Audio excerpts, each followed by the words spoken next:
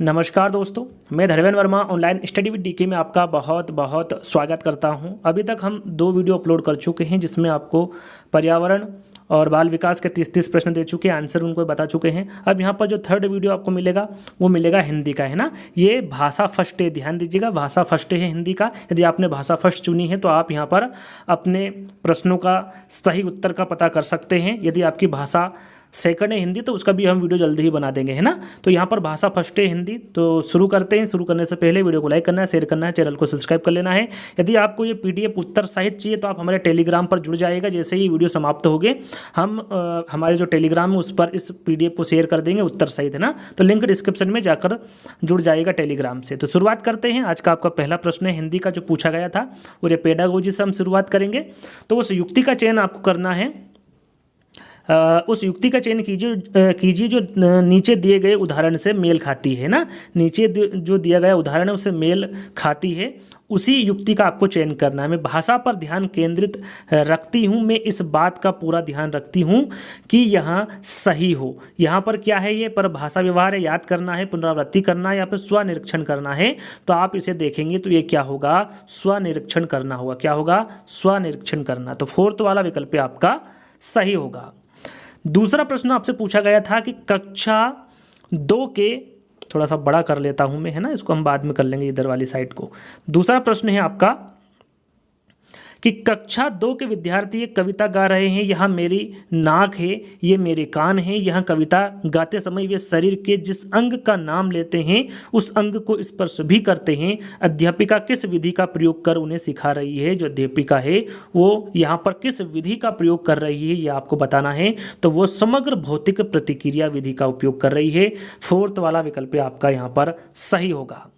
अगला प्रश्न है, विद्यार्थी पिछली इकाई से शब्द लेकर 5 प्रश्नों के उत्तर समूह में देने का काम कर रहे हैं। वे अपने सवालों को दूसरे समूह के साथ अदला बदली करते हैं और सवालों के उत्तर देने की कोशिश करते हैं। यहाँ किसका उदाहरण है, यहाँ पर आपको बताना है। ये जो उदाहरण है ये किसका है, सही आंसर होगा ये सहपाठी आकलन का उदाहरण है ना। यहाँ पर डायरेक्टली मैं आंसर बता रहा हूँ। आप यहाँ पर अपने 30 प्रश्नों में, इन हिंदी के 30 प्रश्नों में कितने नंबर आ रहे हैं ये जरूर बताइएगा। अगला प्रश्न है, मुझे यह काम बहुत ही पसंद है। जब अध्यापिका मुझे एक कार्ड देती है जिस पर कोई शब्द या वाक्य लिखा होता है, मैं उससे संबंधित अभिनय करती हूँ और समूची कक्षा उस शब्द या फिर वाक्य के बारे में अनुमान लगाती है। शिक्षार्थी की प्राथमिकताओं के साथ शिक्षार्थी की टिप्पणी की पहचान कीजिए। यहाँ पर आपको पहचान करना है। तो राइट आंसर आपका होगा कि जब मैं गतिबोधक तरीके से संलग्न करती हूँ तो मुझे भाषा अच्छी तरह से याद रहती है। पहला वाला विकल्प आपका करेक्ट होगा। यहाँ पर कोई समस्या आ रही है किसी प्रकार की तो कमेंट्स के माध्यम से बता सकते हैं। यहाँ पर आपका 95 जो प्रश्न है वो यहाँ पर दिया हुआ है ना, कि निम्नलिखित कथनों को आपको पढ़ना है और सही विकल्प का चयन करना। अभिकथन और तर्क दिया हुआ है, इसमें कौन सा सही है या फिर दोनों सही है इसके बारे में आपको बताना है। तो यहाँ पर देखिए हम पढ़ लेते हैं। विद्यालय में प्रवेश करने वाले सभी बच्चे अपनी आयु अनुसार भाषा के समक्ष प्रयोगकर्ता होते हैं। तर्क यहाँ पर दिया हुआ है कि भाषिक और सांस्कृतिक विविधता के कारण वे अपनी योग्यता का प्रदर्शन नहीं कर सकते। तो यहाँ पर देखिए ये योग्यता का प्रदर्शन कर सकते हैं यदि हम अभिकथन को देखें तो यहाँ पर जो अभिकथन पहला है वो सही है, तर्क आपका गलत है, यानी कि ए सही है और आर आपका गलत है। तो ए सही और आर गलत कहाँ पर है, फोर्थ वाले विकल्प में, और यही आपका करेक्ट होगा, है ना। आगे हम देखेंगे 96 कक्षा 5 का मंजीर अपने अध्यापक से अलग शैली में बात करता है, अपने मित्रों से कुछ अलग तरह से और एक 2 वर्षीय बच्चे से कुछ अलग तरह से बात करता है। इसका तात्पर्य यह हुआ कि मंजीर जानता है कि सामाजिक स्थितियों में भाषा का प्रयोग किस तरह से करना है। भाषा के इस गुण को किस रूप में जाना जाता है। यहाँ पर जो भाषा का गुण है इसे किस रूप में जाना जाएगा, तो इसे वाक्गत के रूप में जाना जाएगा। पहला वाला विकल्प आपका करेक्ट होगा। अगला प्रश्न है, एक माँ ने इस बात की ओर ध्यान दिया कि उसकी बच्ची कभी कभी ऐसे शब्द बोल जाती है जो ना तो उसने कभी किसी वयस्क से सुने हैं और ना ही अपने भाई बहनों से सुने हैं। इस बात को लेकर वह भ्रमित है क्योंकि उसका मानना है कि बच्चे अपने परिवार और आसपास के परिवेश में लोगों का अनुकरण करके भाषा सीखते हैं। उसका यह मत किससे प्रतिद्वंदित यानी कि मेल खाता होगा। तो राइट आंसर होगा ये जो है आपका रचनावाद, है ना। यहाँ पर जो सही आंसर होगा वो आपका जो फोर्थ वाला विकल्प होगा कि यहाँ जो मत है ये रचनावाद से मेल खाता है, फोर्थ वाला जो विकल्प होगा वो आपका सही होगा। अगला प्रश्न है, कौशल के उस समूह को क्या कहेंगे जो बच्चे औपचारिक पठन निर्देश शुरू करने से पहले विकसित कर लेते हैं और जो बाद के अकादमिक कौशलों के लिए बुनियादी प्रदान करते हैं। तो यहाँ पर आपको उस कौशल के बारे में बताना है। राइट आंसर आपका होगा उद्गामी साक्षरता। क्या होगा? उद्गामी साक्षरता। यहाँ पर जो पहला वाला विकल्प होगा वो सही होगा। अगला प्रश्न है, एक दादी या फिर नानी घर में छोटे बच्चों को पुस्तकों से कहानियां पढ़कर सुनाना पसंद करती हैं। इस तरह से वहाँ उन्हें पुस्तकों व नए विचारों से परिचित कराती हैं और बच्चे भी इस प्रक्रिया से सक्रिय रूप से संलग्न रहते हैं। इस तकनीक को किस रूप में जाना जाता है? जो तकनीक है इसे किस रूप में जाना जाएगा? तो इसे सस्वर पठन के रूप में जाना जाएगा। अगला प्रश्न दिया हुआ है कि पठन सिखाने का वह उपागम जिसमें मूल तत्वों जैसे वर्णों और स्वनिम से शुरू किया जाता है और जिसमें बच्चों को यह सिखाया जाता है कि समग्र रूप से पठन सीखने से पहले स्वनिम को शब्दों से मिलाया जाता है, यह उपागम को क्या कहेंगे? यहाँ पर जो उपागम दिया हुआ है इसे आप क्या कहेंगे? तो इसे संरचनात्मक उपागम कहेंगे। क्या कहेंगे? संरचनात्मक उपागम कहेंगे। अगला प्रश्न है, निम्नलिखित कथनों को आपको पढ़ना है और सही विकल्प का चयन करना है। यहाँ पर अभिकथन दिया हुआ है पहला और तर्क दिया हुआ है ना। तो ध्वन्यात्मक वर्तनी के प्रयोग से सही वर्तनी लिखना सीखने की योग्यता मंद पड़ जाती है। और तर्क है कि जब बच्चे पारंपरिक वर्तनी के स्थान पर अपनी विस्कृत वर्तनी का उपयोग करते हैं तब यहाँ सही वर्तनी लिखने की उनकी योग्यता को मंद नहीं करती है। तो यहाँ पर आपका अभिकथन दिया हुआ है, तर्क दिया हुआ है। अब इसका सही आंसर आपको बताना है क्या होगा। तो यहाँ पर देखिए सही आंसर होगा ए और आर। यहाँ पर जो ए है यानी कि अभिकथन ए है और तर्क आर है, ये दोनों ही सही है। आर जो है वो ए की सही व्याख्या करता है, तो सेकंड वाला विकल्प आपका सही होगा। चलिए, कक्षा में ऐसे खेलों जैसे गतिविधियों का प्रयोग किया जाए जिसमें मौखिक अंतःक्रिया अधिक हो। यहाँ पर तीसरा वाला जो विकल्प होगा वो आपका सही होगा। अगला प्रश्न है आपका, कक्षा 3 की अध्यापिका अपने शिक्षार्थियों को नई शब्दावली से परिचित करवा रही है। निम्नलिखित में से कौन सा नए शब्दावली सिखाने का प्रभावशाली तरीका है? देखिए यहाँ पर प्रभावशाली तरीका आपको बताना है कौन सा है ना। तो यहाँ पर सबसे प्रभावशाली तरीका होगा आपका कि अध्यापिका स्थिति विशेष के अनुसार उस शब्द का अर्थ समझाने की कोशिश करे।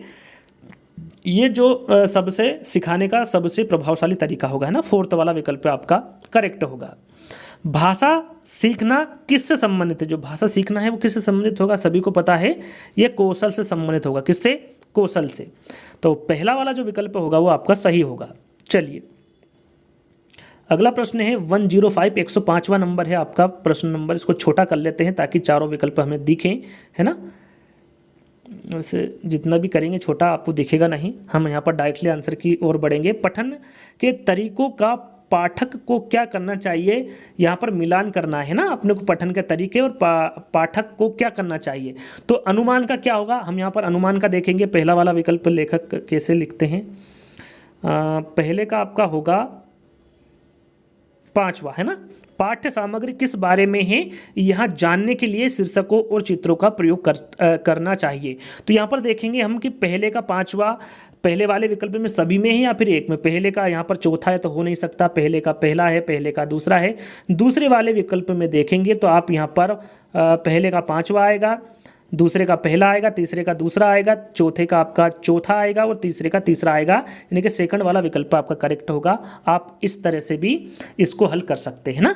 आगे हम बढ़ेंगे। यहाँ पर देखिए गद्यांश दिया हुआ है, तो आपने सभी ने गद्यांश को पढ़ा होगा एग्जाम के दौरान। तो यहाँ पर गद्यांश में नहीं पढ़ूंगा। 106 से लगाकर 114 तक यहाँ पर आंसर में देने की कोशिश करूँगा। तो गद्यांश को पढ़ लीजिएगा आप अच्छे से।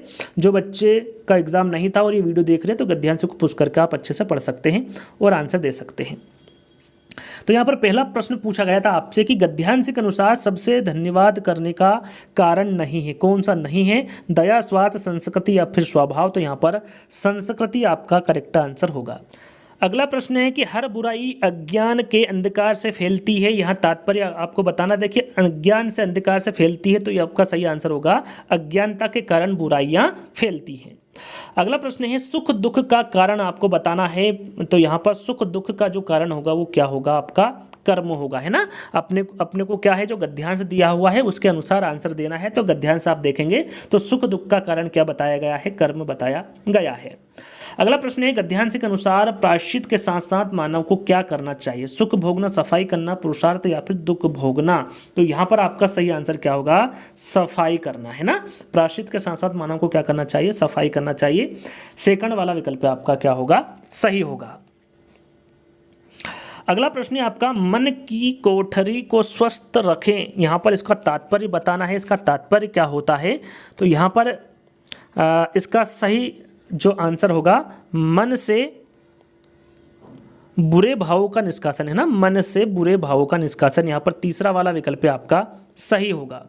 अगला प्रश्न है जीवन का मुख्य लक्ष्य, यहाँ पर देखिए जीवन का मुख्य लक्ष्य आपको बताना है ईश्वर के प्रति अनासक्ति, ईश्वर की भक्ति करना, ईश्वर के प्रति आभार प्रकट करना या फिर ईर्ष्या से ऊपर उठना। तो ईर्ष्या से ऊपर उठना यहाँ पर आपका करेक्ट आंसर होगा। स्वार्थ का विलोम शब्द आपको बताना है। स्वार्थ का विलोम शब्द क्या होता है, तो सभी को पता है निस्वार्थ होता है। मानवीय शब्द का प्रत्यय यहाँ पर बताना है कि मानवीय शब्द का प्रत्यय क्या होगा, तो यहाँ पर देखिए ई होगा, है ना। लेकिन ई में क्या बड़ी ई की मात्रा चढ़ेगी, तो यहाँ पर तीसरा वाला करेक्ट होगा। कौन सा शब्द युग्म समूह से भिन्न है, तो अशुद्ध का अशुद्ध होता, सुख का दुख होता, ज्ञान का ज्ञान होता, अंधकार का अंधेरा। ये यहाँ पर आपका सही युग्म नहीं है, यहाँ पर फोर्थ वाला सही होगा। आगे आपको 115 से 120 तक काव्यांश दिया हुआ है। इस काव्यांश को आपको अच्छे से पढ़ना है। वैसे आपने पढ़ लिया होगा। डायरेक्टली हम आंसर पर चलेंगे, तो डायरेक्टली हम प्रश्न पर चलेंगे। प्रश्न पूछा गया है कविता का मुख्य स्वर है, यहाँ पर कविता का मुख्य स्वर क्या है ये आपको बताना है। तो यहाँ पर स्त्री शक्ति, कविता आप पढ़ेंगे तो स्त्री शक्ति इसका मुख्य स्वर है। राइट आंसर आपका यहाँ पर तीसरा होगा।